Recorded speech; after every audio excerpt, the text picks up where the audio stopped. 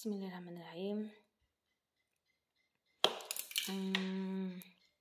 Nabi itu menempatkan tempatnya para ulama itu pada tempatnya Nabi sendiri.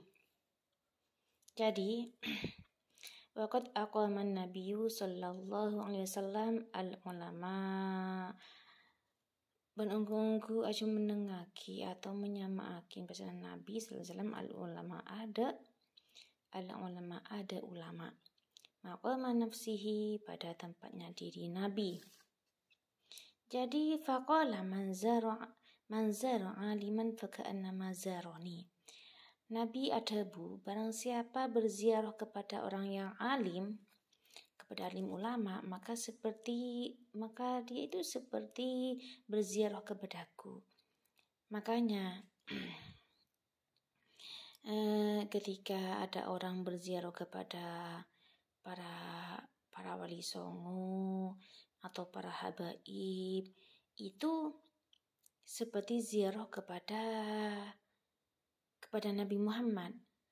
Jadi kalau ada orang yang mengajak ziarah, ayo ziarah ke Ampel contohnya, atau ziarah ke Syekh Holil, jangan sampai kita itu bilang gini, bujun tibi tak entarin, bujun orang entren. Nah, jangan sampai berkata seperti ini ya. Karena apa? Karena Nabi telah adabu, barang siapa berziarah kepada orang alim, maka seperti berziarah kepada aku. Maka jangan sampai orang tersebut berbicara kayak gitu ketika diajak ziarah kepada wali songo. Kan ada biasanya tur wali songo gitu, atau tur ke Habib siapa di Gresik atau Solo, atau Habib Soleh Tanggul.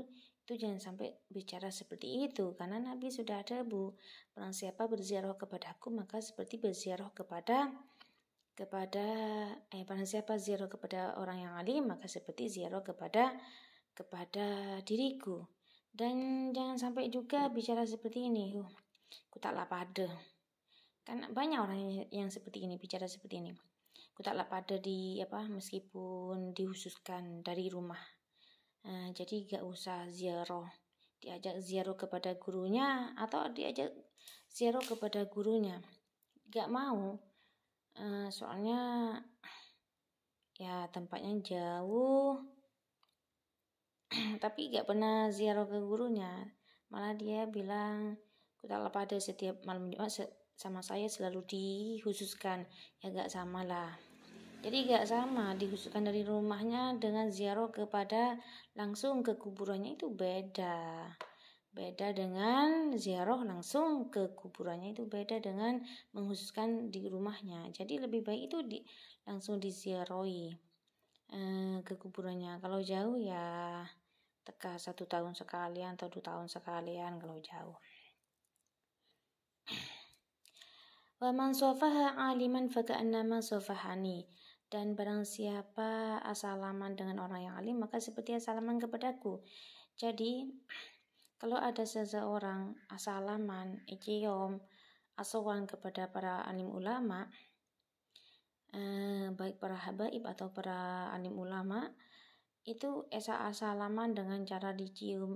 Itu jangan sampai bilang gini, orang tuanya sendiri gak dicium tapi orang lain dicium. Jangan sampai seperti ini ya. Karena apa?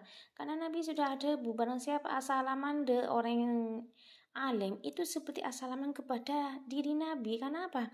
Karena Nabi sendiri sudah menyamai para ulama itu kepada dirinya sendiri.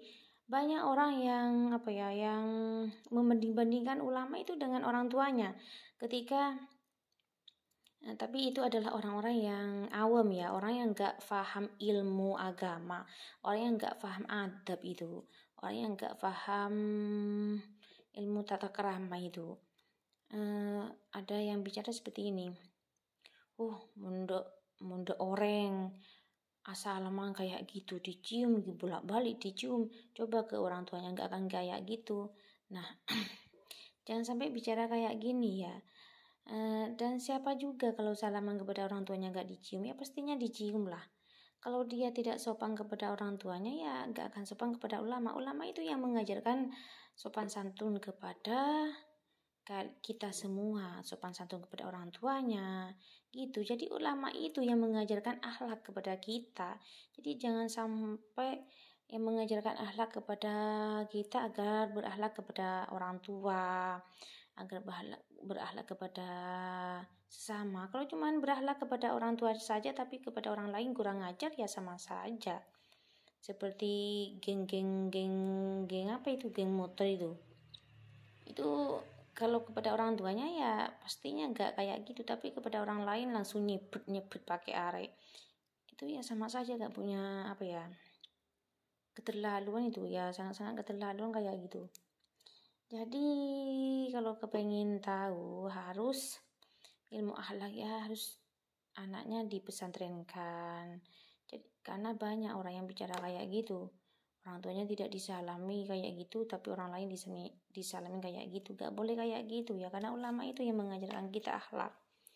Dok neko boleh. Waman jalasa aliman, boleh. Man jalasa aliman faka'annama jalasani. Dan barang siapa duduk bersama orang yang alim, maka seperti duduk bersamaku. Waman jalasani fid dunya ajalasahullahu ta'ala. Dan barang siapa duduk bersamaku di dunia, ajalasahullahu ta'ala ma'ayah yaumal qiyamati. Maka Allah akan mendudukkan dia bersamaku nanti di hari kiamat fil jannati, di dalam surga nanti. Jadi kalau duduk bersama para alim ulama, maka seperti duduk bersamaku.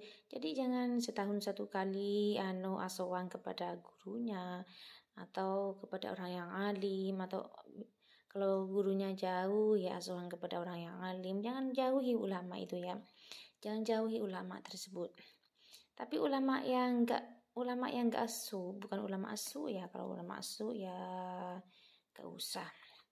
Ini ulama yang enggak asu. Jadi asuhan de ulama itu, jangan jauhi ulama ya. Karena karena Nabi itu sudah menempatkan para ulama itu kepada tempatnya Nabi. Barang siapa duduk dengan orang yang ahli, maka seperti duduk bersamaku gitu. Jadi jangan jauhi ulama. Asowan pakai uang 50, 20 ya gak apa-apa. Dan lagi pula pahalanya sedekah. Yang paling tinggi pahalanya itu adalah pahala sedekah kepada orang yang alim. Itu tingkatan paling tinggi. Tingkatan paling tinggi sedekah kepada orang yang alim itu nomor 1. Kalau kepada orang tua itu tingkatannya nomor 2. Jadi yang memang dapat paling tinggi pahala sedekah itu sedekah kepada orang yang alim gitu. Ada yang orang bilang tadi, ada juga orang yang bilang gini, pulang kepada kiai salaman pakai uang atau ke Habib pakai uang, aduh lah ihina lah, aduh jauh orangnya. Jadi kalian itu agar tidak mudah untuk menghina ulama. Habaib itu jangan belajarlah ilmu ya, biar tahu ilmu kalian itu. Ada salaman kepada ulama pakai uang, udah digini kita katain gini. Ada orang salaman kepada Habib pakai uang, dikatain yang gini. Kalian itu gak ada kerjaannya. Makanya belajar ilmu. Kalau mau mencari kebenaran itu ya mencari kebenaran lewat ilmu, bukan lewat manusia, apalagi manusianya suka ngadu domba. Paham kalian? Ya udah, semoga bermanfaat. Assalamualaikum.